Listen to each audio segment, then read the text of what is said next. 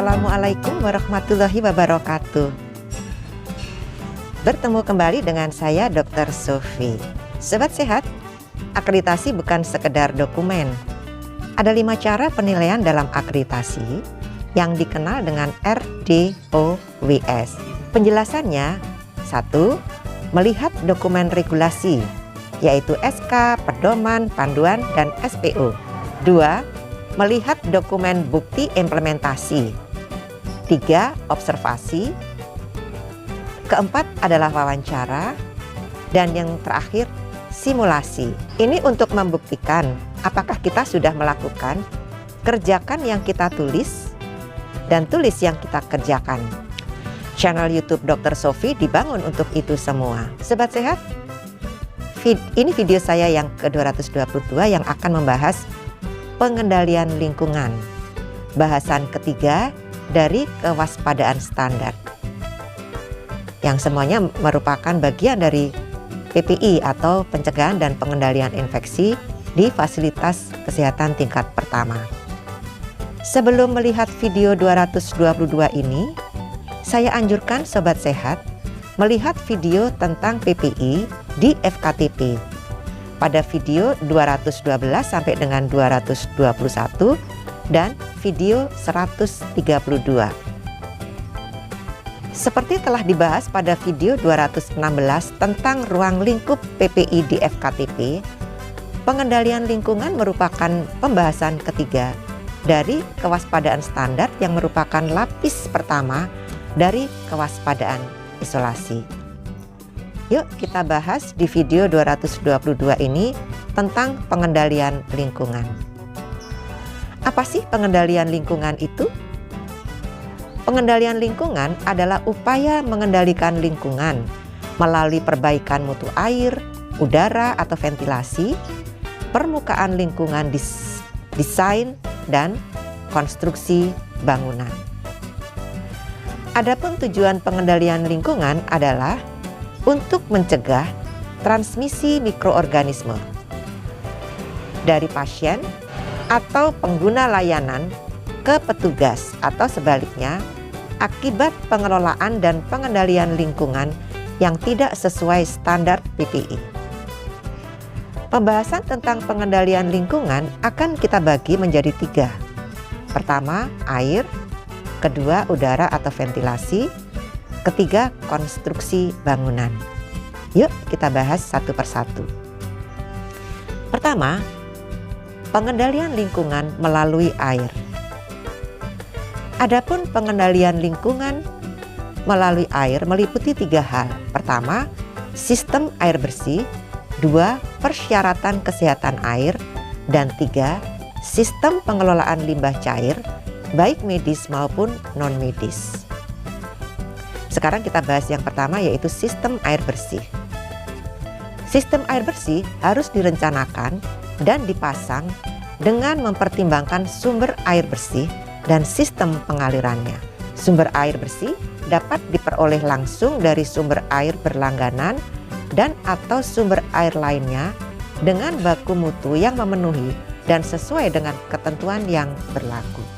Tempat penampungan air bersih harus dilakukan perawatan secara rutin karena memiliki risiko tinggi terjadinya pencemaran atau kontaminasi. Misalnya untuk tangga utama, kamar bersalin, dapur gizi, laundry, laboratorium, pelayanan kesehatan gigi dan mulut. Selanjutnya kita akan membahas yang kedua, yaitu persyaratan kesehatan air. Sistem air bersih untuk keperluan fasilitas pelayanan kesehatan dapat diperoleh dari perusahaan air minum, sumber air tanah, air hujan atau sumber lain yang telah diolah sehingga memenuhi persyaratan kesehatan. Memenuhi persyaratan mutu air bersih, memenuhi syarat fisik, kimia, bakteriologis yang sesuai dengan ketentuan yang berlaku. Distribusi air ke ruang-ruang menggunakan sarana perpipaan dengan tekanan positif. Sumber air bersih dan sarana distribusinya harus bebas dari pencemaran fisik, kimia, dan bakteriologis. tersedianya air dalam jumlah yang cukup. Kemudian kita bahas yang ketiga, yaitu sistem pengelolaan limbah cair baik medis maupun non-medis. Di sini ada beberapa hal yang perlu kita ketahui. Tersedianya sistem pengelolaan air limbah yang memenuhi persyaratan kesehatan. Saluran air limbah harus kedap air, bersih dari sampah, dan dilengkapi penutup dengan bak kontrol untuk menjaga kemiringan saluran minimal 1%. Di dalam sistem penyaluran air kotor dan atau air limbah dari ruang penyelenggaraan makanan disediakan penangkap lemak untuk memisahkan dan atau menyaring kotoran atau lemak. Sistem penyaluran air kotor dan atau air limbah dari pengelolaan sterilisasi termasuk linen harus memenuhi persyaratan sesuai dengan ketentuan peraturan perundang-undangan. Ketentuan mengenai pengelolaan limbah cair mengacu pada peraturan perundang-undangan mengenai pengelolaan limbah. Kita sudah pernah membahasnya. Sobat sehat, sekarang kita akan membahas pengendalian lingkungan yang kedua, yaitu pengendalian lingkungan melalui udara atau ventilasi. Adapun pengendalian lingkungan melalui udara atau ventilasi harus memenuhi 6 persyaratan, meliputi: pertama, ventilasi alami dan atau ventilasi mekanik atau buatan optimal. 2. Ventilasi alami minimal 15% dari luas lantai. 3. Pertukaran udara ruangan minimal 6-12 kali per jam. Untuk kamar mandi atau WC, 10 kali per jam. Keempat, 3 elemen dasar penghawaan dalam ruang. 5. Pemilihan ventilasi berdasarkan beberapa pertimbangan. 6. Tersedia toilet pria dan wanita yang terpisah. Adapun 6 persyaratan sistem ventilasi DFKTP adalah sebagai berikut. Pertama, bangunan fasilitas pelayanan kesehatan harus mempunyai udara yang baik, meliputi ventilasi alami dan atau ventilasi mekanik atau buatan yang optimal apabila diperlukan, dengan memperhatikan catatan berikut ini. Pertama, sistem ventilasi yang menggunakan peralatan mekanik untuk mengalirkan dan mensirkulasikan udara di dalam ruangan secara paksa untuk menyalurkan dan menyedot udara ke arah tertentu, sehingga terjadi udara positif dan negatif dengan menggunakan exhaust fan, kipas angin berdiri atau standing fan, atau duduk. Penggunaan exhaust fan sebaiknya udara pembuangannya tidak diarahkan ke ruang tunggu pasien atau tempat lalu lalang orang.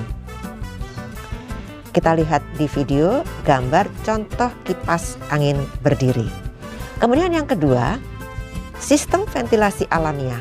Sistem ventilasi alamiah adalah mengalirkan udara dari luar ke dalam gedung dan sebaliknya melalui pintu dan jendela terbuka serta skylight atau bagian atas ruangan yang bisa dibuka atau terbuka. Sebaiknya ventilasi alamiah dengan menciptakan aliran udara silang atau cross ventilation dan pastikan arah angin tidak membahayakan petugas atau pasien lain.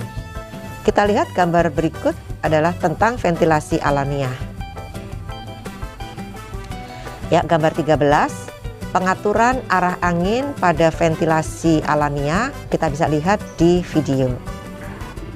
Ventilasi gabungan memadukan penggunaan ventilasi mekanis dan alami.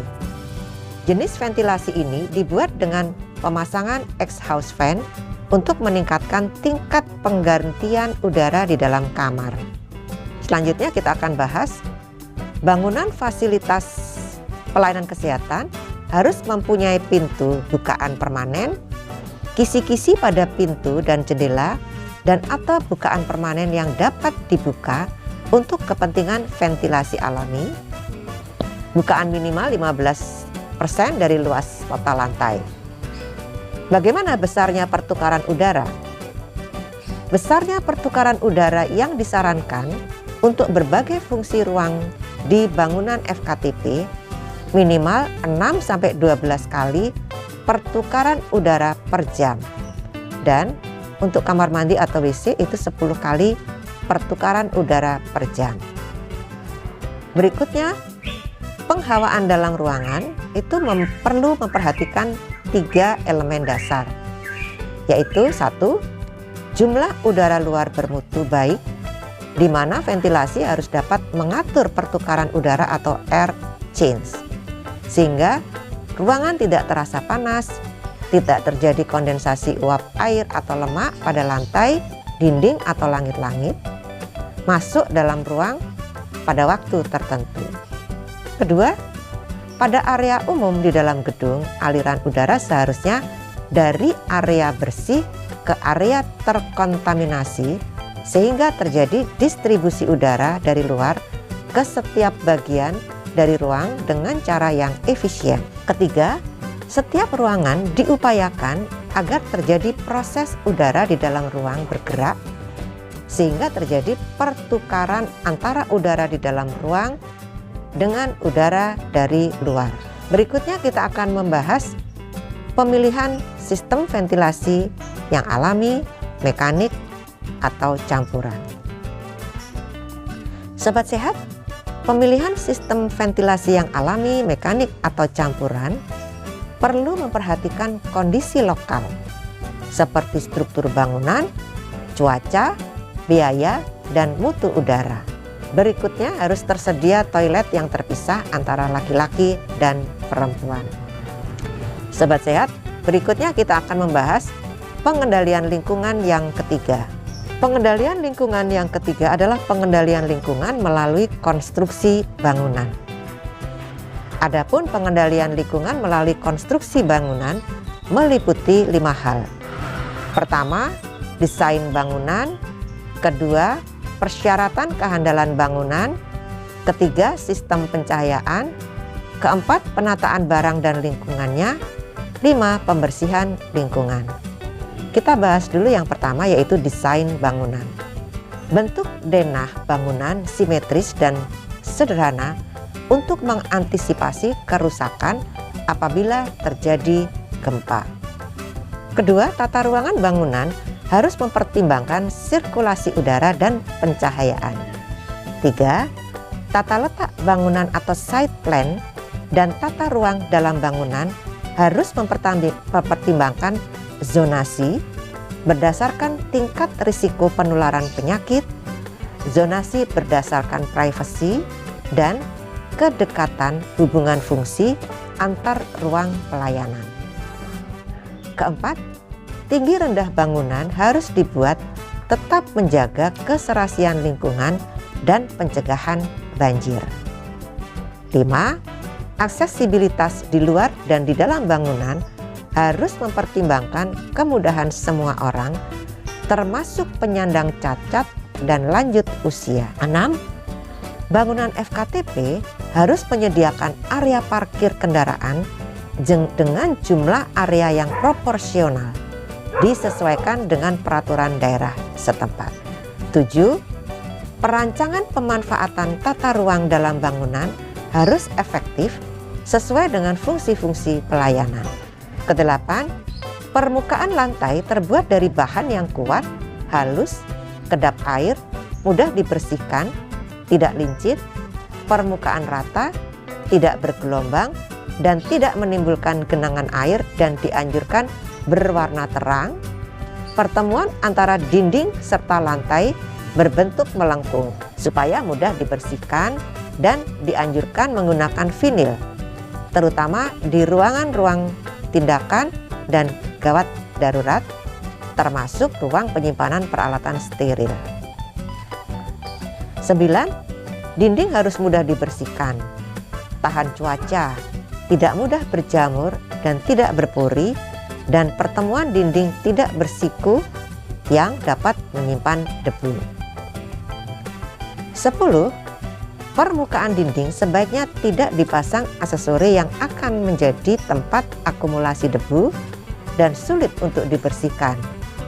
Jika diperlukan, maka sebaiknya dilapisi oleh bahan yang datar, mudah dibersihkan. Misalnya dilapisi kaca pada lukisan atau media informasi dan tidak menempelkan kertas-kertas informasi pada dinding. 11. Komponen langit-langit berwarna terang, mudah dibersihkan dan tidak memiliki lekukan atau berpori yang dapat menyimpan debu.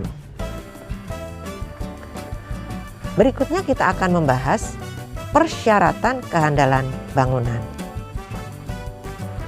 Persyaratan kehandalan bangunan harus memenuhi persyaratan sesuai ketentuan peraturan perundang-undangan.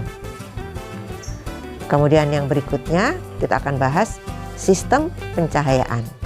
Bangunan fasilitas pelayanan kesehatan harus mempunyai pencahayaan alami dan atau pencahayaan buatan. Ini yang pertama.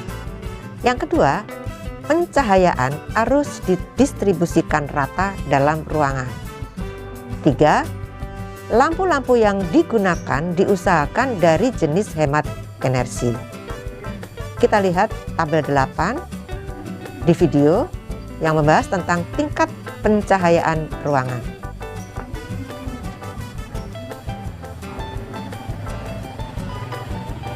Ya, ada beberapa pembagian, ruang kantor, ruang kepala FKTP, ruang pendaftaran, dan ruang rekam medis, ruang pemeriksaan umum. Pencahayaan minimalnya adalah 200 lux. Selanjutnya laboratorium, ruang tindakan, ruang gawat darurat, dan ruang persalinan. Pencahayaannya minimal 300 lux. Dapur, ruang tunggu, gudang umum, kamar mandi, WC, ruang sterilisasi, ruang cuci, linen, dan koridor. Pencahayaannya minimal 100 lux. Sobat sehat, selanjutnya kita akan bahas penataan barang dan lingkungannya. Meliputi pertama, pastikan semua benda atau barang tertata dengan baik dan tersimpan pada tempatnya.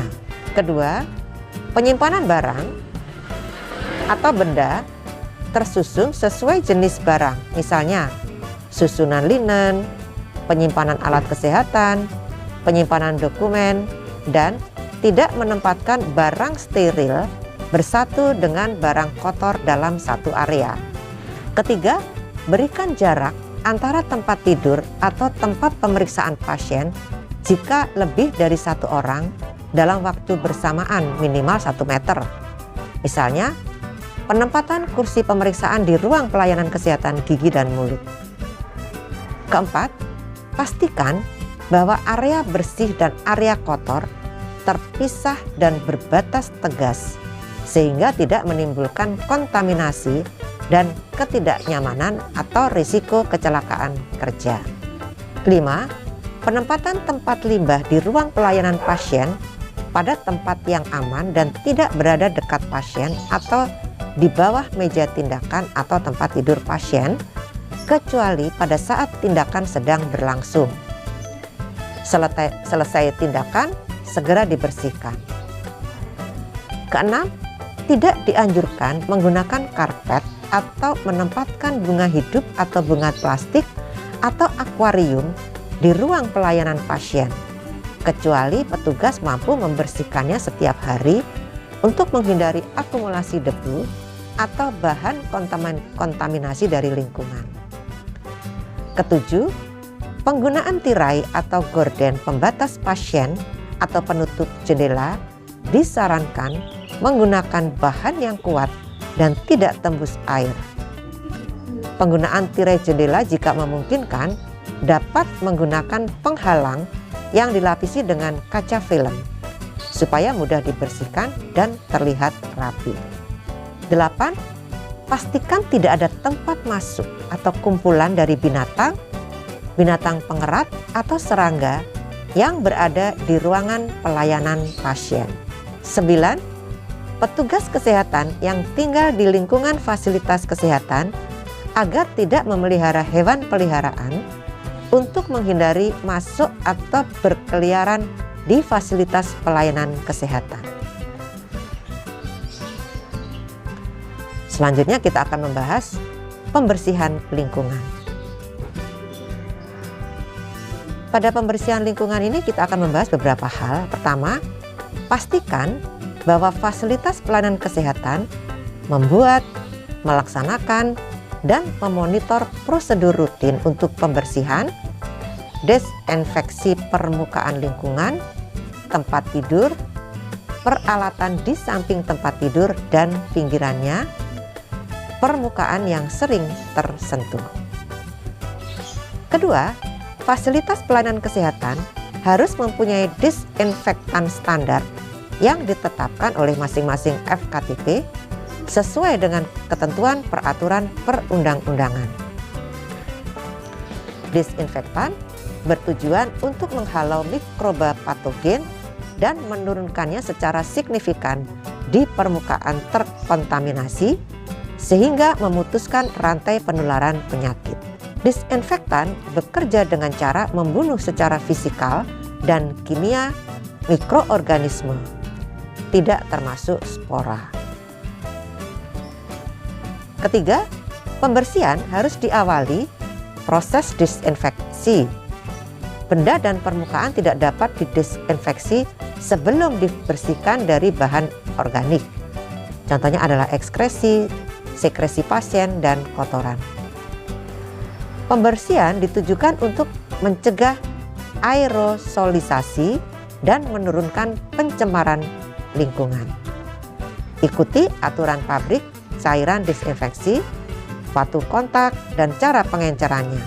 Pembersihan permukaan lingkungan harus dilakukan sebelum proses disinfeksi, terutama pada area yang sering disentuh oleh petugas kesehatan, seperti kunci pintu, tombol lampu, permukaan meja, dan lain-lain.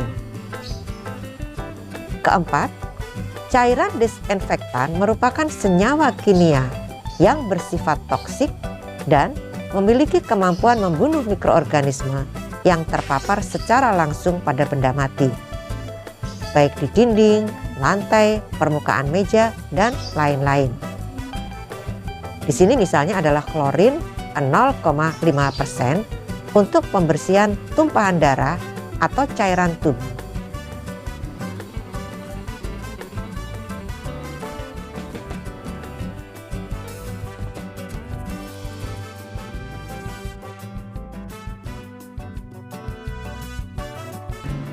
Empat, cairan disinfektan merupakan senyawa kimia yang bersifat toksik dan memiliki kemampuan membunuh mikroorganisme yang terpapar secara langsung pada benda mati, misalnya dinding, lantai, permukaan meja, dan lain-lain.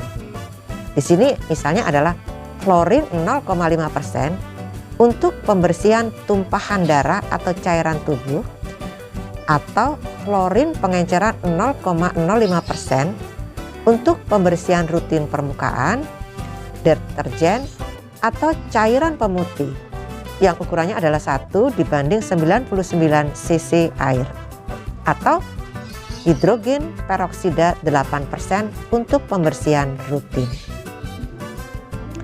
5.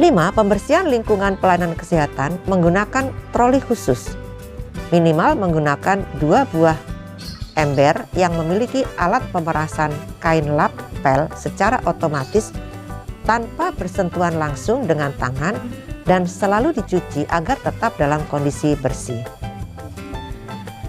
Kita lihat gambar 14, contoh troli kebersihan. Keenam, petugas kesehatan dalam melakukan pembersihan lingkungan harus memakai APD untuk melindungi dari risiko terpajan benda-benda infeksius, benda tajam, cairan infeksius, antara lain dengan menggunakan sarung tangan karet atau rumah tangga, gaun pelindung dan celana karet, dan sepatu yang rapat dan kuat seperti sepatu boot atau sepatu tertutup. 7. Kita akan bahas prinsip dasar pembersihan lingkungan. Adapun prinsip dasar pembersihan lingkungan meliputi semua permukaan horizontal di tempat pelayanan yang disediakan untuk pasien harus dibersihkan setiap hari, atau bila terlihat kotor dan harus dibersihkan kembali bila pasien sudah keluar dan sebelum pasien baru masuk. Permukaan meja pemeriksaan pasien atau peralatan lainnya yang bersentuhan langsung dengan pasien segera dibersihkan dan didesinfeksi untuk pemeriksaan pasien yang berbeda. Semua kain yang akan dipakai sebagai kain pembersih harus dibasahi dengan air bersih sebelum digunakan untuk membersihkan debu. Jangan menggunakan kain kering atau dengan sapu karena akan menimbulkan aerosolisasi debu. Pengunjung yang datang ke fasilitas pelayanan kesehatan dengan sepatu atau sandal yang kotor, bercampur tanah atau lumpur, harus membersihkan terlebih dahulu sebelum masuk. Tidak memakai sandal atau sepatu saat masuk. Semua peralatan pembersih harus selalu dibersihkan dan dikeringkan setelah digunakan. Tempat-tempat di sekitar pasien harus bersih dari peralatan dan perlengkapan yang tidak perlu, sehingga memudahkan pembersihan menyeluruh setiap hari. Meja pemeriksaan dan peralatan di sekitar lingkungan pasien yang diketahui atau suspek terinfeksi ISPA harus dibersihkan dengan disinfektan segera setelah digunakan. Kita lihat tabel 9, ringkasan prinsip pembersihan lingkungan.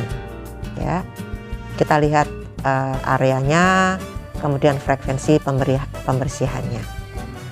Bisa dilihat tabel ini di video. Selanjutnya yang ke-8, pembersihan tumpahan dan percikan.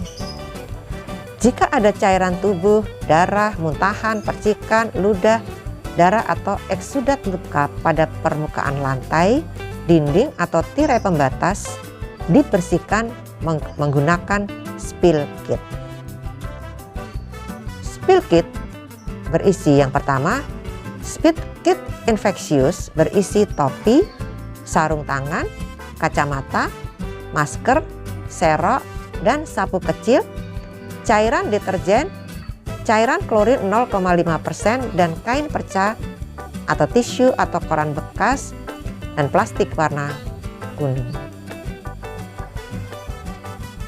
Selanjutnya adalah spill kit B3. Spill kit B3 berisi topi, sarung tangan, kacamata, masker, gaun, serok, dan sapu kecil, deterjen, larutan tertentu berdasarkan bahan kimianya, dan kain perca, tisu, koran bekas, plastik warna coklat. Kita lihat gambar 15 contoh spill kit di video. 9. Prosedur pembersihan tumpahan cairan infeksius sebagai berikut. Pertama, petugas menggunakan APD, topi, sarung tangan, kacamata, dan gaun. Beri tanda untuk menunjukkan area adanya tumpahan. Serap cairan yang tumpah, dibersihkan dengan kain perca atau handuk atau tisu atau koran bekas. Penyerap bersih yang dapat menyerap sampai bersih. Kemudian buang ke kantong warna kuning atau kantong infeksius. Tuangkan cairan deterjen, kemudian serap dengan kain perca, handuk, tisu, koran bekas, kemudian masukkan ke kantong warna kuning. Lanjutkan dengan cairan klorin 0,5%, kemudian serap dan buang ke kantong warna kuning atau kantong infeksius. Ke-10, prosedur pembersihan tumpahan cairan B3 sebagai berikut. Petugas menggunakan APD, topi, sarung tangan, kacamata, masker, dan gaun. Beri tanda untuk menunjukkan area adanya tumpahan. Pada tumpahan bahan kimia, tuangkan air bersih pada tumpahan, lalu keringkan dengan kertas, koran, kain perca, kemudian masukkan ke kantong warna coklat. Tuangkan deterjen dan serap atau keringkan dengan kertas, koran, kain perca. Buang ke kantong warna coklat.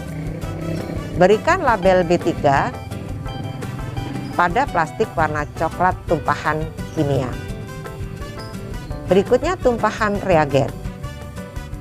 Lokalisir area tumpahan dengan menaburkan natrium bikarbonat sekitar area tumpahan. Kumpulkan bekas resapan ke dalam plastik hitam atau coklat, kemudian bersihkan lantai dengan deterjen, kemudian serap dan buang ke kantong warna hitam atau coklat. Buang plastik sampah infeksius ke tempat penampungan sampah infeksius dan kumpulkan limbah tumpahan B3 ke dalam ruangan penyimpanan limbah B3. Berikutnya yang ke-11, prosedur dekontaminasi ambulans sebagai berikut. Pertama, ambulan dibersihkan dan didesinfeksi seluruh permukaannya secara berkala dan setiap selesai digunakan. Kedua, setiap selesai digunakan, biarkan pintu belakang kendaraan terbuka untuk memudahkan pembuangan partikel infeksius. Pintu harus tetap terbuka saat proses pembersihan dengan bahan kimia untuk memberikan ventilasi udara yang cukup. Petugas kebersihan menggunakan APD berupa masker bedah, gaun, sarung tangan, pelindung mata jika berisiko terkena percikan dari bahan organik atau bahan kimia. Gunakan sepatu boot atau sepatu tertutup. Perhatikan pembersihan pada area yang bersentuhan dengan pasien. Semua benda, alat yang terkontaminasi selama membawa pasien seperti stretcher, rails, dinding, lantai, dan alat-alat lainnya. Pembersihan menggunakan disinfektan yang mengandung 0,5% natrium hipoklorit, yaitu setara dengan 5000 ppm dengan perbandingan 1 bagian disinfektan untuk 9 bagian air.